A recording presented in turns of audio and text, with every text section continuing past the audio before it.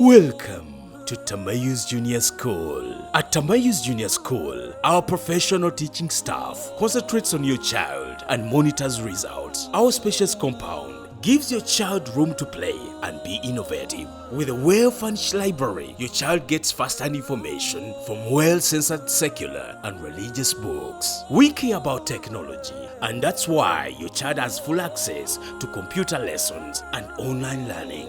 Hygiene and the well-being of your child is priority, and that's why we put much emphasis on how they feed and sleep. Registration is in progress from Primary 1 to Primary 4. Find us in Chira, Chitichifumba, Mulawa, Wakiso District, or contact us on both calls and WhatsApp 0757 802 211. Trust us with your kids. We are ready to serve you. إن الحمد لله نحمده ونستعينه ونستغفره ونتوكل عليه ونعوذ بالله تعالى من شرور أنفسنا ومن سيئات أعمالنا. من يهده الله فلا مضل له ومن يضلله فلن تجد له وليا مرشدا.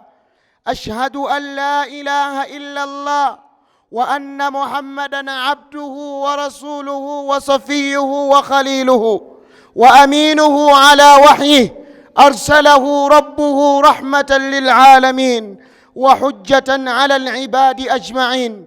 فصلوات الله ربه وسلامه عليه وعلى أصحابه الغر الميامين، ما اتصلت عينهم بنظر ووعت أذنهم بخبر وسلم تسليما كثيرا.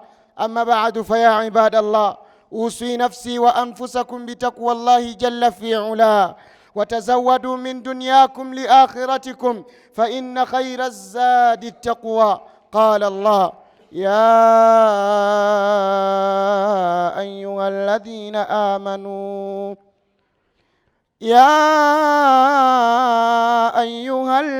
آمنوا اتقوا الله وقولوا قولا سديدا يصلح لكم أعمالكم ويغفر لكم ذنوبكم، ومن يطع الله ورسوله فقد فاز فوزا عظيما. ثم قال: يا أيها الذين آمنوا اتقوا الله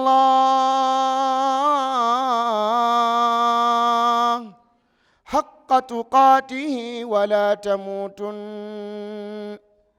ولا تموتن إلا وأنتم مسلمون. ثم قال: بل تؤثرون الحياة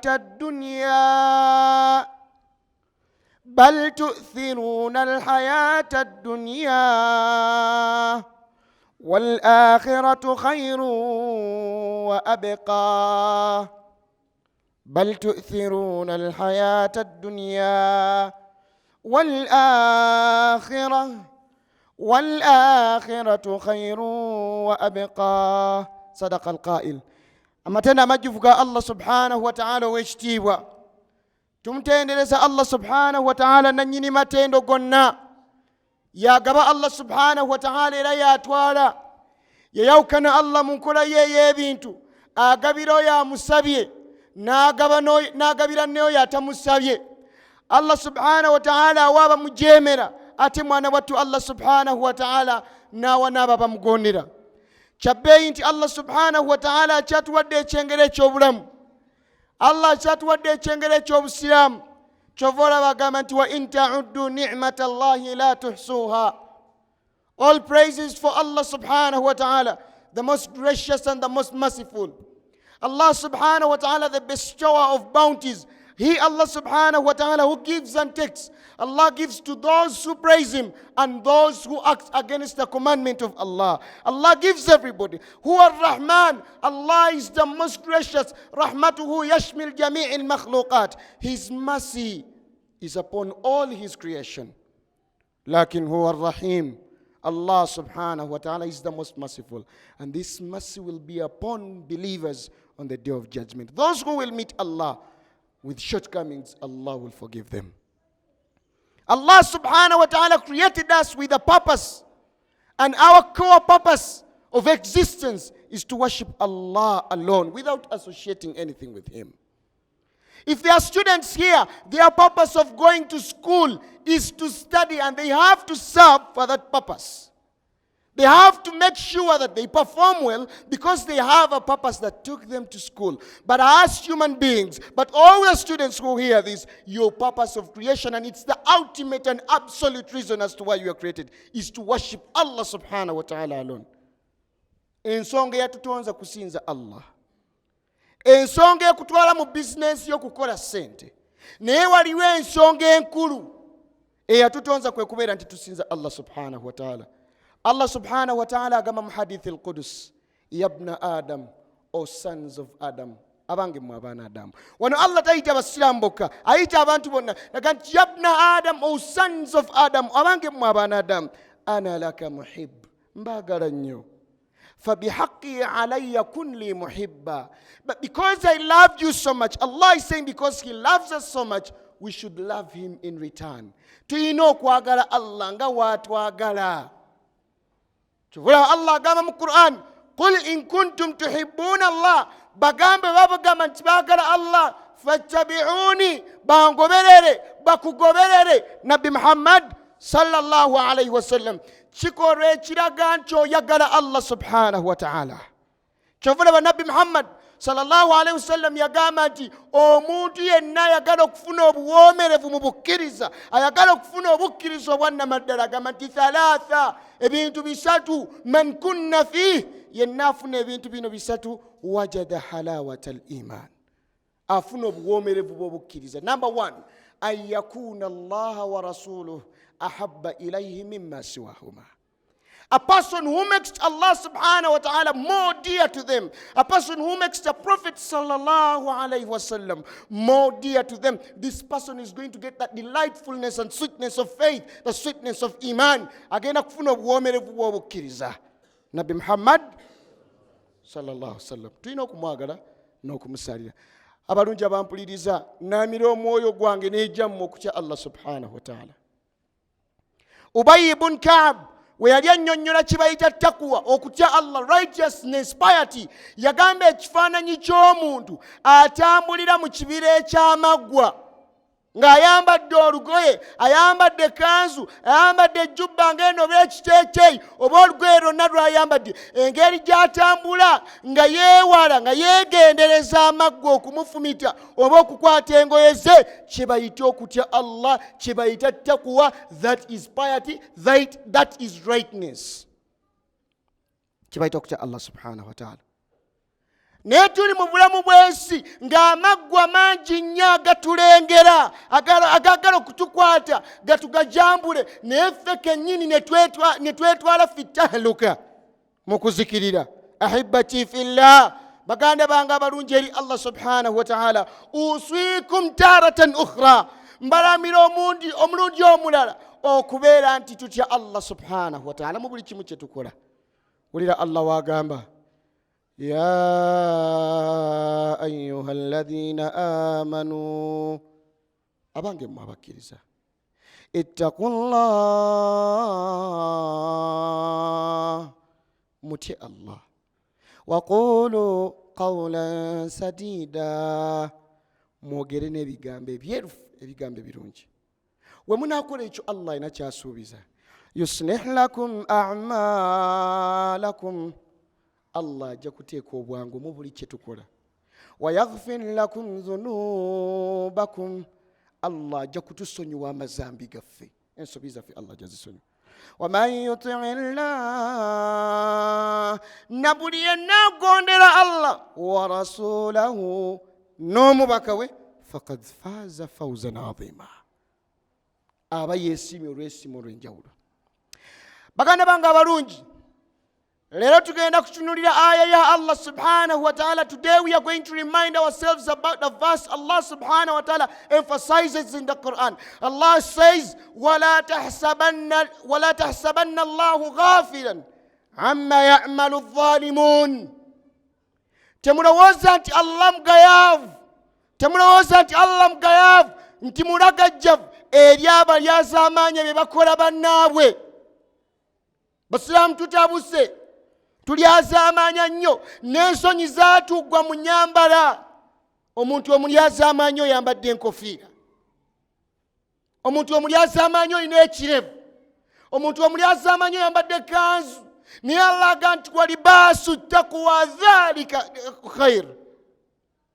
Ekyambalo ky'okutya Allah subhanahu wa ta'ala kye kisinga obulungi. Naye ne tubeera mu kyambalo ekyo eky'okutya Allah subhanahu wa ta'ala ne tusigala nga tumujeemera, ne tusigala nga tukola ebyo Allah by'atayagala, ne tugamba nti nahnu muslimun, tuli basiraamu. Wallah, bangi muffe nga tulina post naye nga tusobola kuyimiriranga mu siraamu, mu office gy'olina, mu post gy'olina, mu busobozi bw'olina, mu buyinza bw'olina, n'ogamba nti ngenda kwongera ku busiraamu bwange bugende mu maaso. Wallah. وَلَا تَحْسَبَنَّ اللَّهَ غَافِلًا. Do not think that Allah is negligent about what oppressors do to others. Wallahi tukabizza abantu amaziga, mukabizza nnyo abantu amaziga, abantu mubokyezza, abantu mubatonyezzaako ebidomola, abantu mubajokyezza mu bipiira, abantu mubasibye n'essengenge, abantu mubakoze ebintu bingi nnyo ne basirika.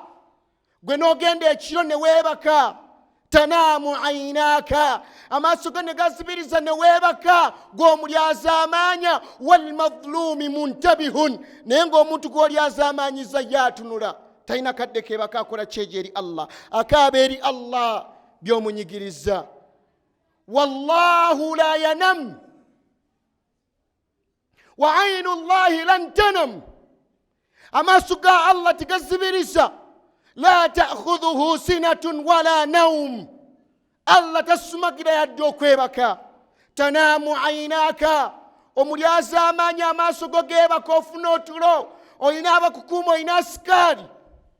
Walmadhuluumi muntabihun, abantu bonyigiriza, botemudde, bobbidde ettaka lyabwe, boyisizza obubi, botonyezzaako ebidomola, bokoze buli kimu.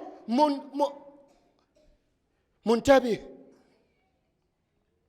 bali alert, bakaba eri Allah subhanahu wa ta'ala. Wa aynu Allahi lan tanam, ate Allah tasobola kwebaka yadde. La ta'khudhuhu sinatun wala nawm. Da'watul mazlum, edduwa z'abantu abalyazaamaanyiziddwa, sihamun la tukhti, kasaale nga bwe baba kakasuse tekakola nsobi. Kyova olaba Nabbi Muhammad sallallahu alaihi wasallam yatugamba nti ayyuhal muslimun, abange mu abasiraamu, wulira Nabbi kyagamba, ittaqu da'watul mazlum, mutye nnyo edduwa y'omuntu alyazaamaanyiziddwa. Posi zonna ze tulimu bino baseka bajja babyogera, naye ensonyi zaatugwako ng'abasiraamu, n'olyazaamaanya omuntu ng'oyambadde libaasu taqwa, yambadde enkofiira, otemye kanzu, yambadde kanzu, olina ekirevu, bakuyita na haji, bakuyita na sheekh, n'olyazaamaanya omuntu. Tanaamu aynaak, amaaso go geebaka, n'osumagira ne weebaka ekiro. Walmadhuluumi muntabihun, gw'olyazaamaanyiza ye teyeebasa, akaaba eri Allah. Wa aynu Llahi lan tanam, naye amaaso ga Allah tegeebaka, Allah teyeebaka. La ta'khudhuhu sinatun wala nawm, Allah takwatibwa kusumagira yadde otulo, Allah akulaba. Wala tahsabanna Allaha ghafilan, temulowooza nti Allah mugayaavu eri abantu bemwokyezza, abantu bemusse, abantu bemunyigiriza, abantu bemubbidde ettaka. Allah si mugayaavu, ne Allah abalindiikiriza liyawmin tashkhasu fihi al-absar, amaaso gammwe we gagenda okubakanuka kati Allah nga kitabuse. Banyumiza ekyafaayo,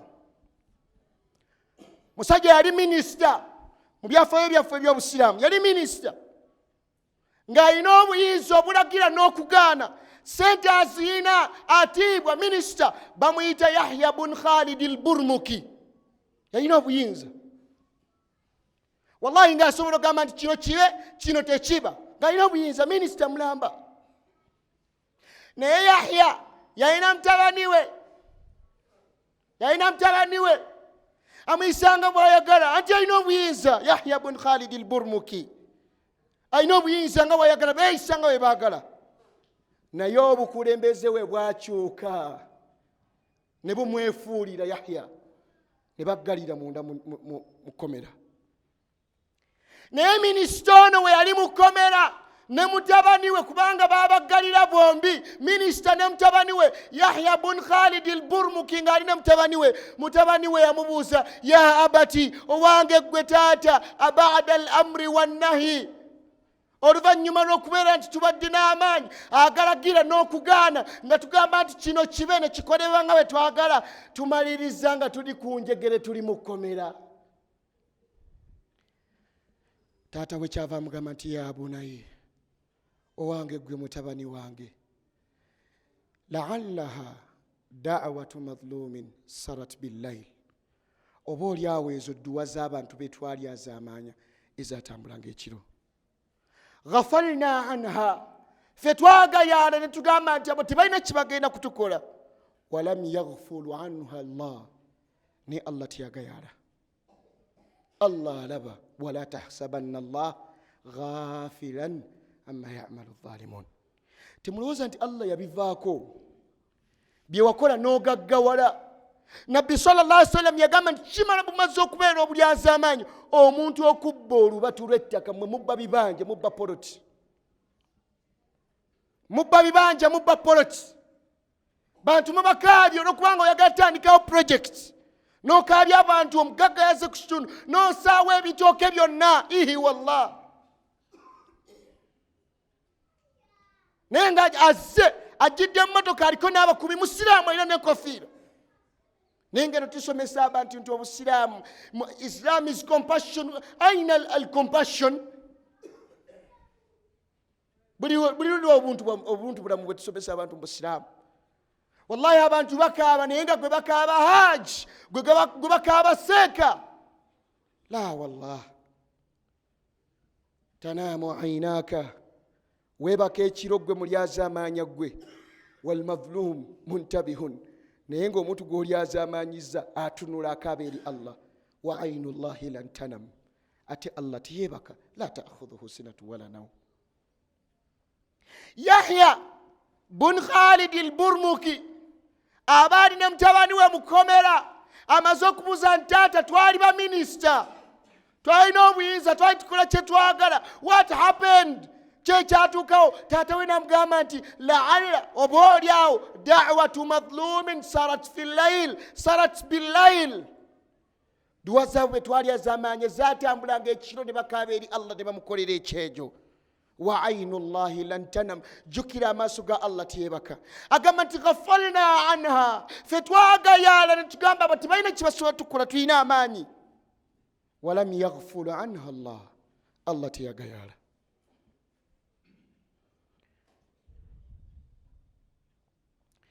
Yamaliriza n'ayogera ebigambo bino, n'agamba nti mutabani wange, rubba qawmun kad ghadaw fi ni'matin.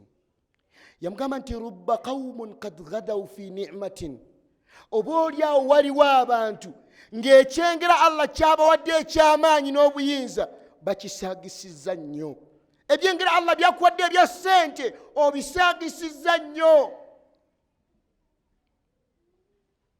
Waddahru zamanun rayyanun ghadiq, ebisanja ebiseera obuwangaazi ne bubeera ennimiro ennungi gy'oli, ebyengera ebirungi gy'oli by'osobola okweyagaliramu gwe n'ogayaala n'oyisa bubi abantu.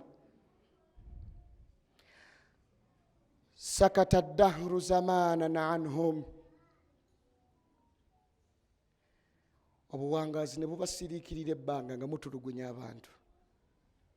Sakata dahru zamanan anhum, obuwangaazi ne busiriikirira ebbanga, ebisanja ne bisiriikirira ebbanja, ne bisiriikirira ebbanga ng'otulugunya abantu. Chairman, RDC, Imam, Sheikh. Sakata dahru zamanan anhum, obuwangaazi ne busiriikirira ebbanga eddene nga bubalaba. Kino ekisanja ne kiyita n'ekiddako. Ettaka ly'abantu olitunda nga weeyagala ku kyalo. Sakata dahru zamanan anhum.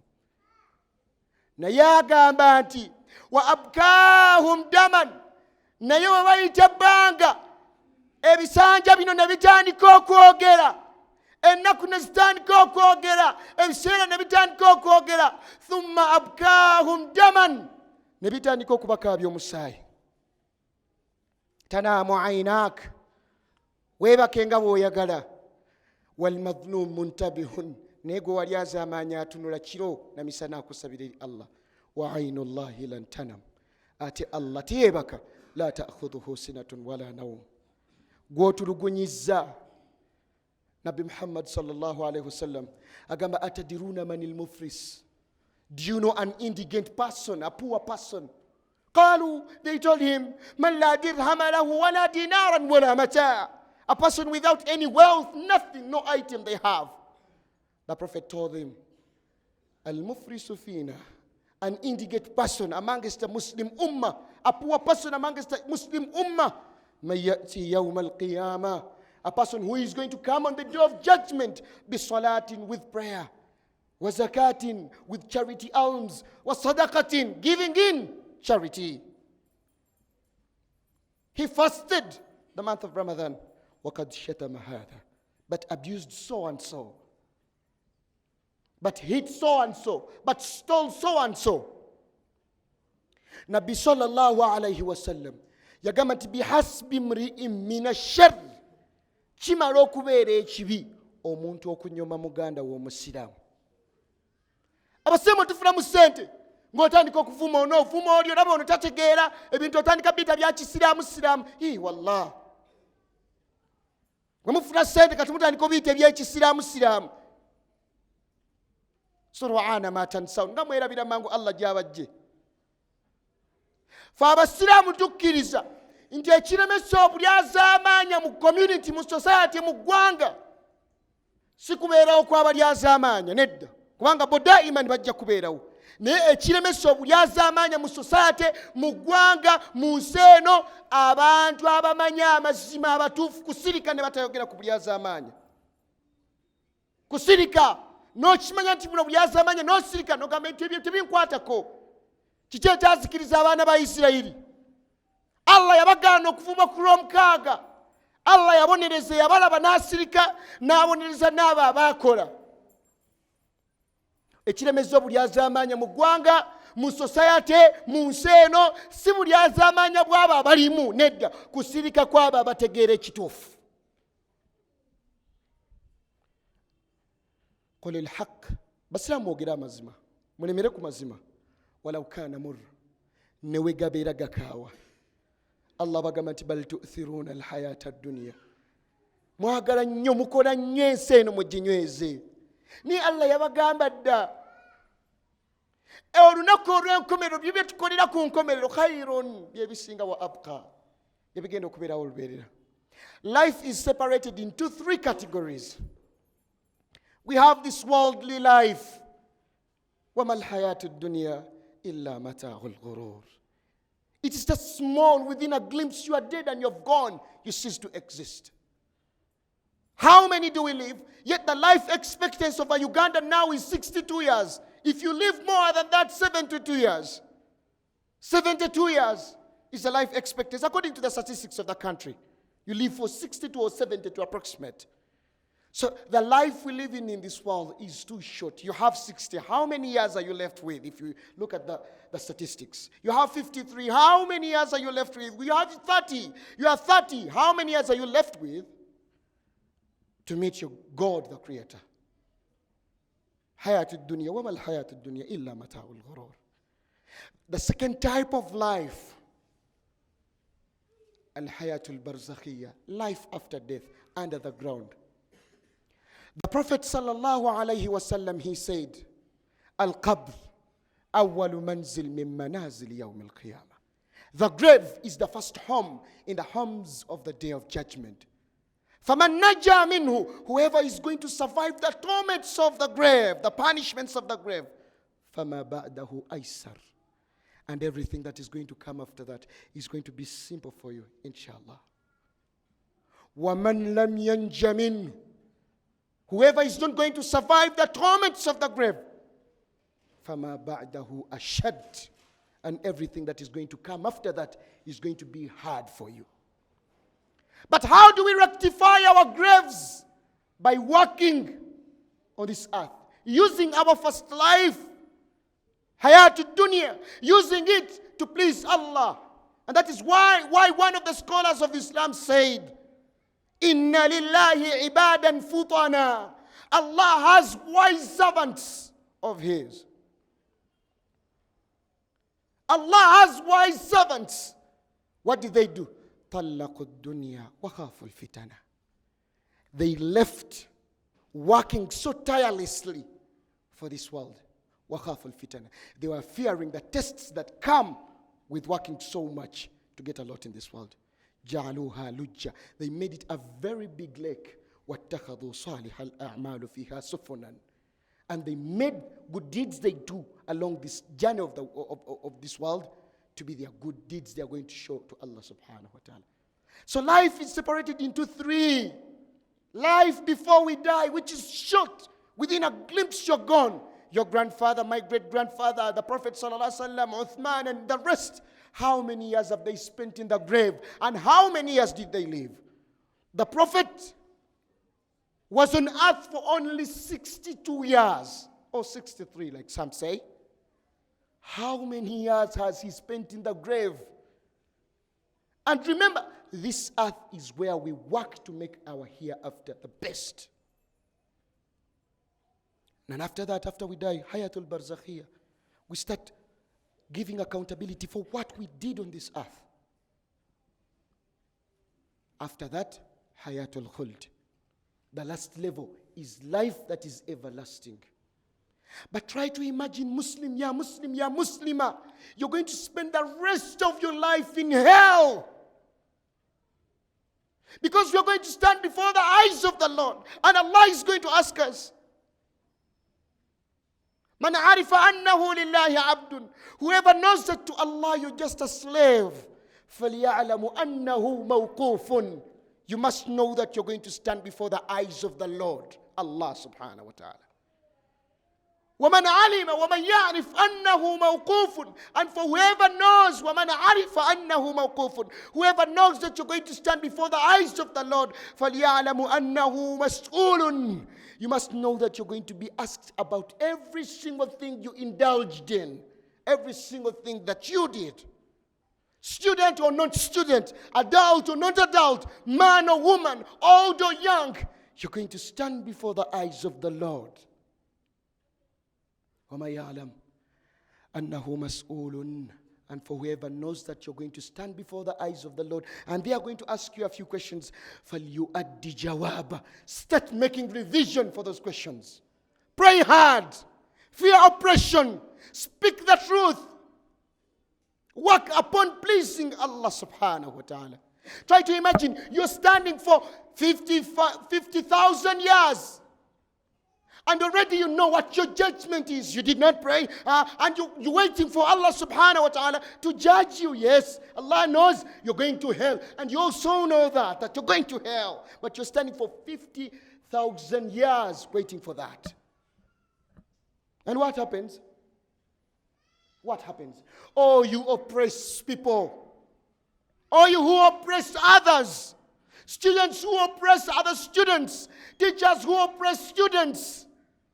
You're going to meet Allah and you're going to be asked about every single thing you did. And those people are going to ask for your prayers. Abannayuganda mwesulidde ogwannagamba okwogera ku kituufu. Ekituufu mukimanyi. Buli wakubuuza nti ekituufu kiri ludda nga gw'obivaamu nze ebyo sibibeeramu. Nze byo sibibeeramu. Ekituufu tukimanyi. Ekituufu kimanyikiddwa. Al-halal. Ekimanyikiddwa nga kituufu. Kimanyikiddwa nga kituufu. Wal haram bayyin. N'ekikyamu kimanyikiddwa nti kikyamu. Naye buli alaba nti nfunamu tayogera ku kikyamu. Akireka. Abatafunamu ne babonaabona. Allah agenda kubuuza wali luddawa. Wali luddawa. Nabwe kikyo baganda bange abampuliriza abasiraamu. Tukole nnyo tusanyuse Allah subhanahu wa ta'ala. Tukole nnyo tusanyuse Allah subhanahu wa ta'ala. Yes, brothers and sisters, as I conclude my first sermon, this is an appeal. let us leave oppression. Number 2, let us work for our hereafter and we make it a better one. Number 3, let us spend in the way of Allah. أقول ما تسمعون فتوب إلى الله فتوب إلى الله. My name is Rashida. Which school do you go to? I go to Taman Junior School. I learn philology and sexual curriculum. Tell me more about philology. Alifun, Ba'un, Ta'un, Ta'un, Jimun, Ta'un, Kha'un, Dalun, Dalun, Ra'un, Zayun, Sinun, Shinun, Sadun, Badun, Ta'un, Ga'un, Ainun, Ghainun, Fa'un, Qafun, Kafun, Lamun, Mimun, Nunun, Ha'un, Wawun, Ya'un. Wow! Let me see. Is it? A big clap for Rehana. Is she right? Yes. A big clap for Amina.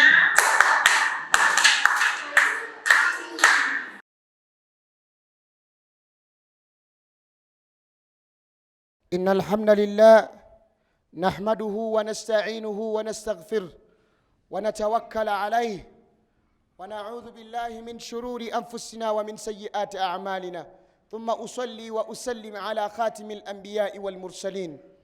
Brothers and sisters, those who are not found with the Luganda language, in my first sermon, I was trying to emphasize an issue of fearing oppression. In Uganda, we all believe that if you work for somebody foreign in the country, they're going to give you little or no wage. That is known in Uganda, amongst all those who are foreign in this country. But before you do that, remember that these people gave you a home to stay in. So when they come to work for you, they are helping you reach your goals. Bonna balina abakozi ababakolera. Abantu bano bakuyambako kutuukiriza biruubirirwabo. Si baddu bakuyambako buyambi kutuukiriza biruubirirwabyo. Bayise bulungi, abakozi mbayise bulungi. Temunyigiriza abakozi. Do not oppress your workers. They just help you to reach your goals. Number 2, let us work so much for the hereafter. So much for the hereafter. Because on earth we have few years to live. But in the grave, we don't know how many years we are going to spend. Allah says in the Quran, وَيَأْتِيكَ الْمَوْتِ مِنْ كُلِّ مَكَانٍ. Death comes to you at any instant. Death comes to you at any point. But you know that. We know that death is coming. And the Prophet told us that أَكْثِرُوا مِنْ ذِكْرِ حَاذِمِ اللَّذَّاتِ. Put in more effort in remembering death. So why do we fight so much to make our life easy and we neglect the hereafter? And I am not saying that you should not work. No. I am not saying that you should not work. No. Gone are the days Muslims were insulted. Naye abasiraamu kati basomye temukyasobola kompitinga n'abasiraamu. Omusiraamu ajja nga Qur'ani yagikwata nga naawe byennyini bye wasoma abimanyi nga sente z'omuwaza muntu eyasoma ekimu. Abakulu b'amasomero abali waneeno baseeka be muleeta ennaku zino mwagala boogera luzungu. Aboogera oluzungu mwabavumanga nti teboogera luzungu ne mubawa emitwalo 3. Kati bajja n'akugamba akakadde ne mugamba nti baseeka baagala nnyo sente. Onoonya seeka agenda okwogera n'abayindi abasalira mu muzikiti gwo nga tokyamulaba kati. Lwaki luli mwabavuma baseeka tebaagala kusoma tebamanyi kwogera luzungu bambala bwambazi makanzu kulya miceere ku dduwa kati tulusomye temukyatusobola. Luli mwatuvumanga ne mutujerega abaana ne batwala okusoma eddiini nga mugamba nti tumusaddaase ihi wallahi.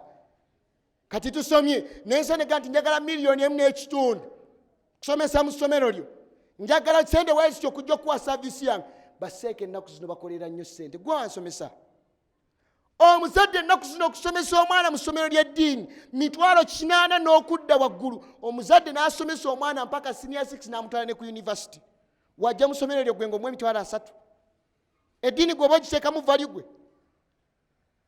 We muba mukoze emikolo egyannika ni maama akimanyi.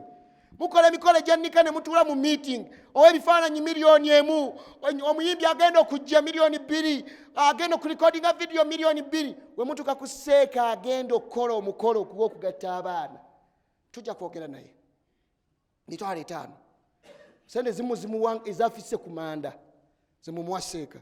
Musajja wattu n'atambula ku kkubo ng'asitudde ejjubba ye agenda, naye oyo yasoma.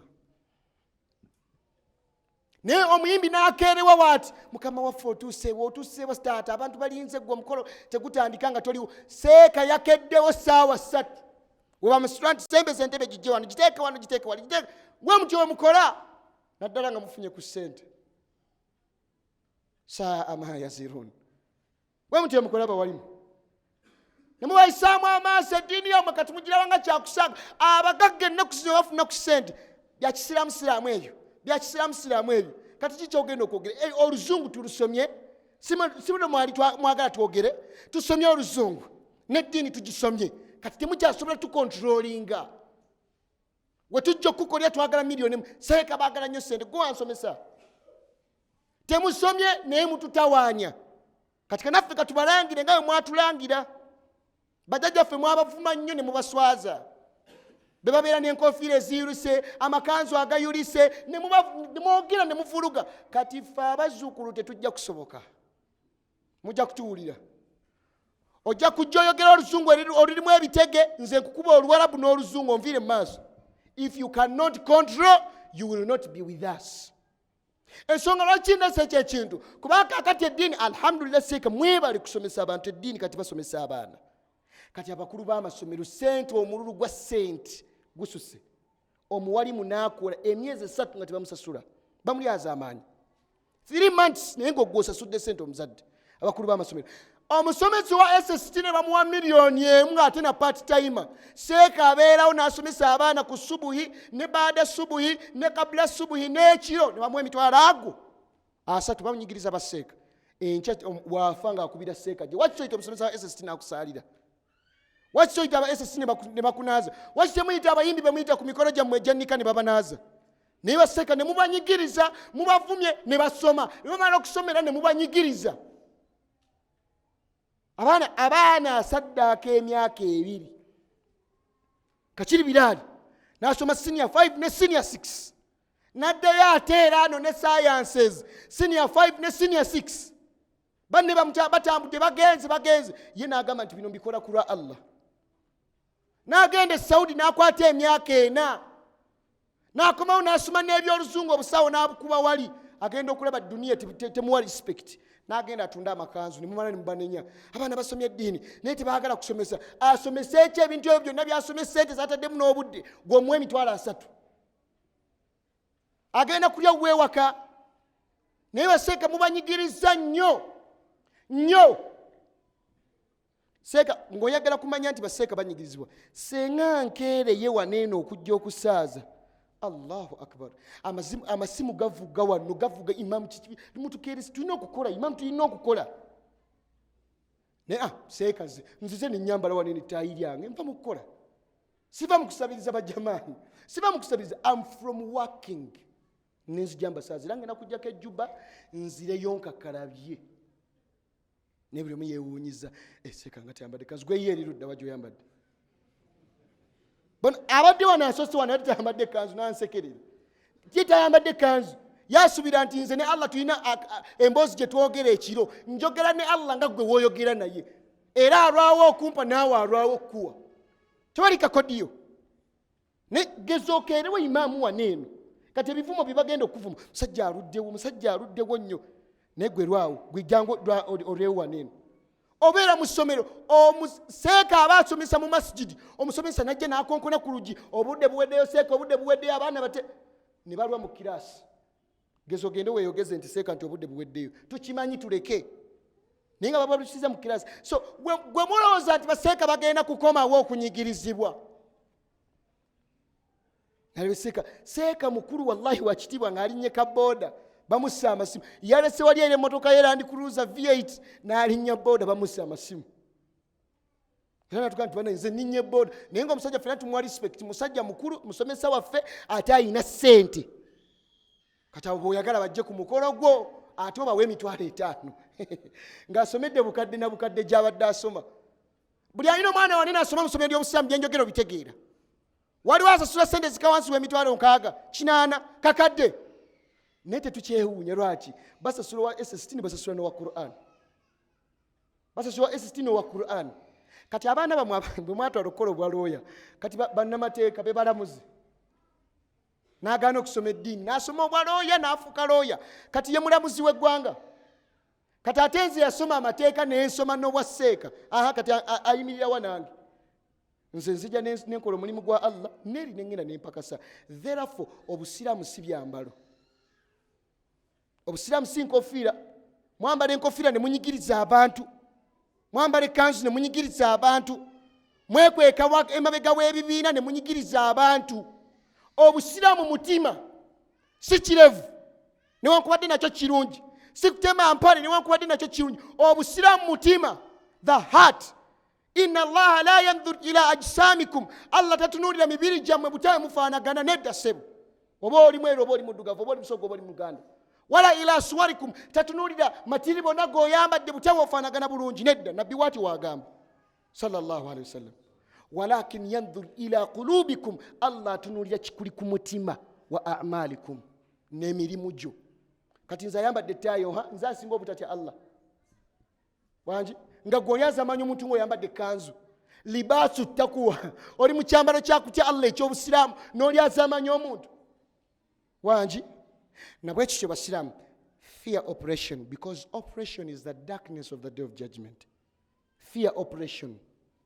Mulekerawo okulumya abantu, mulekerawo okutulugunya abantu, mulekerawo okubega abantu. Nabbi yakigaana. Mulekerawo okusoberera abantu.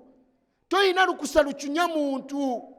Almuslimu ala almuslimi haramun, omusiraamu eri musiraamu munne n'omuntu eri muntu munne si musiraamu yeka haramun. Alina ebintu ebiri haramu ku ye. Ekisooka damuhu, omusaayi gw'abantu muguveeko.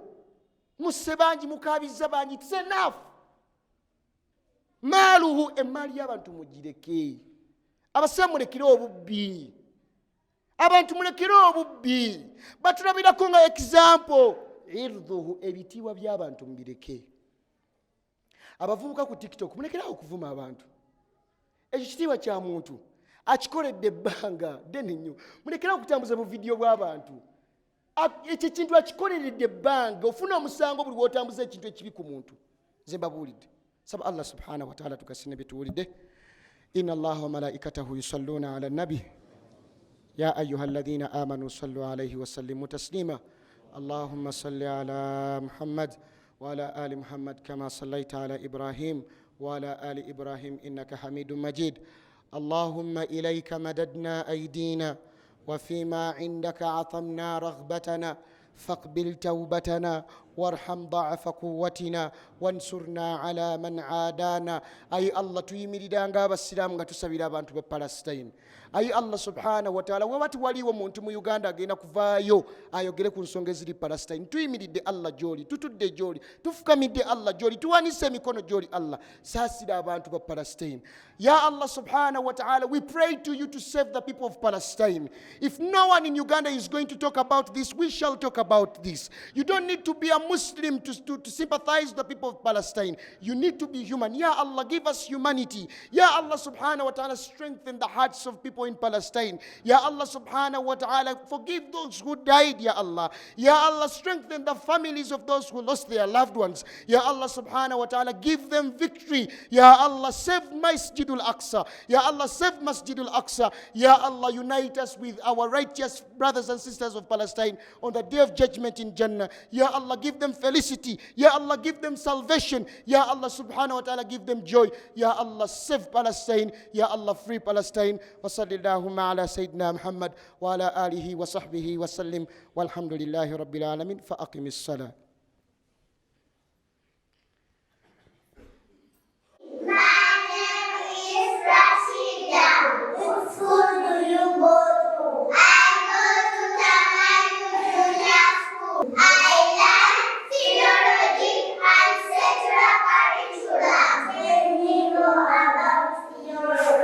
Thank you.